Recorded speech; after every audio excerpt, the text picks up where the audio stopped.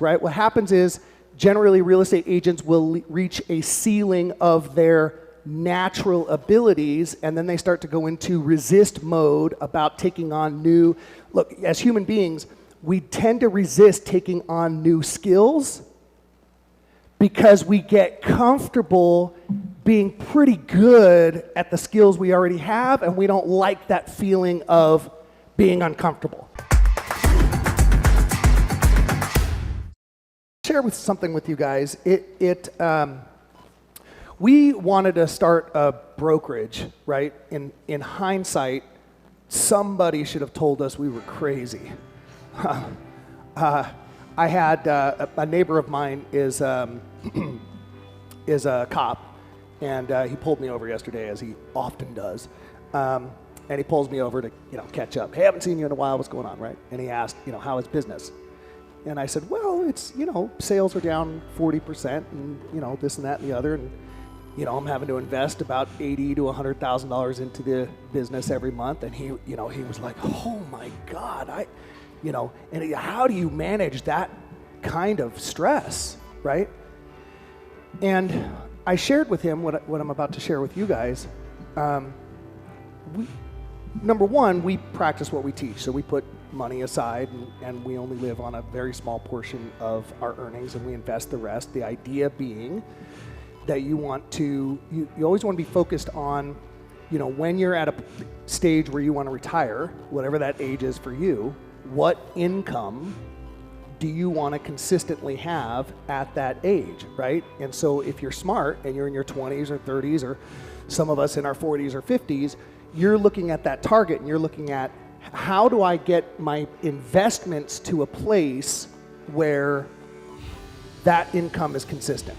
Because then that alleviates stress. It's like when you have 4, 5, 6 transactions pending, right? Your stress levels go way down. Guys, if you got nothing out of this, stress kills.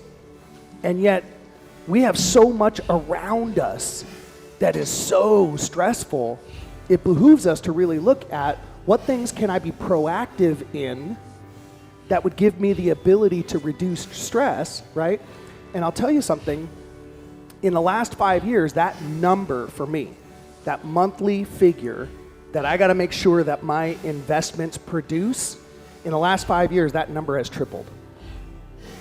Why? Well, my kids are getting to a stage, and the world is getting to a stage that my minimum standard now isn't just producing income that gives Cambria and I the lifestyle that I want when I'm in my 60s, but my standard now, it has to cover what it will cost to put my grandkids have a private education, have private health care, have the ability to eat clean, healthy, organic food.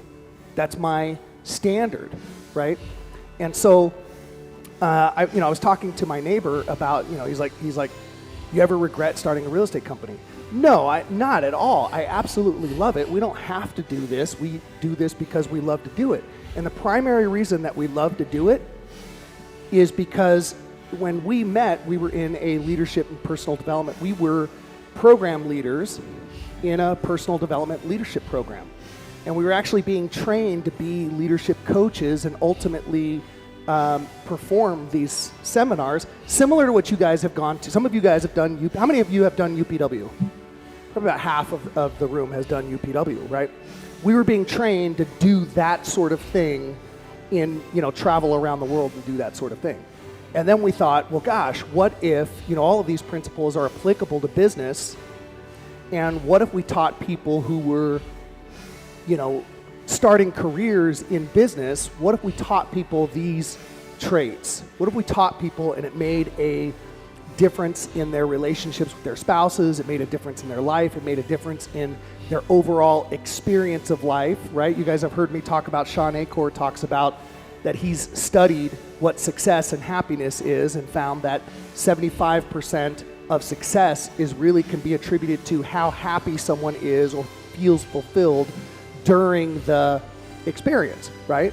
And then how do you ensure consistently that you have an overall higher sense or heightened sense of happiness and fulfillment? Gratitude. So here's why I bring this up.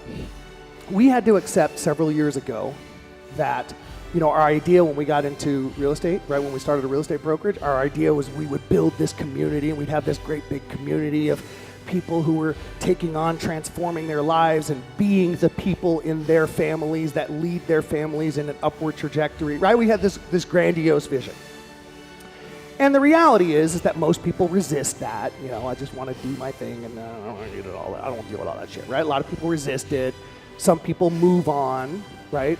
On average, people tend to change brokerages about every 3 years. And so we had to accept some of these market realities, right? What happens is generally real estate agents will reach a ceiling of their natural abilities, and then they start to go into resist mode about taking on new. Look, as human beings, we tend to resist taking on new skills because we get comfortable being pretty good at the skills we already have, and we don't like that feeling of being uncomfortable.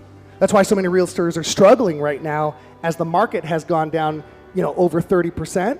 They're going, oh shit, I got to adopt new skills. I hate doing new skills, right? And it's like people are just in resistance mode. I saw it in 2009 when I had my mentor and I said, I don't understand, why are people calling expireds? Like, I'm setting up 3-4 appointments a week with expireds. And he goes, oh, no, you're gonna learn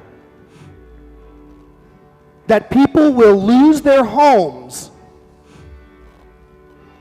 before they'll get out of their comfort zone, pick up the phone, and face rejection. So he said, listen, if you've adopted the ability to face that kind of rejection, if you've adopted the discipline of making those calls, keep doing it, double down on it, that's what's going to make you a millionaire. Doing the things that other people don't want to do, you just do them anyways. That's an incredible skill to develop, right? And so I was explaining to my neighbor, the cop, I said, I am pretty fanatical about when someone walks through our doors, like the reason we spend so much time on gratitude, I might only get you for 3 years. That's the average.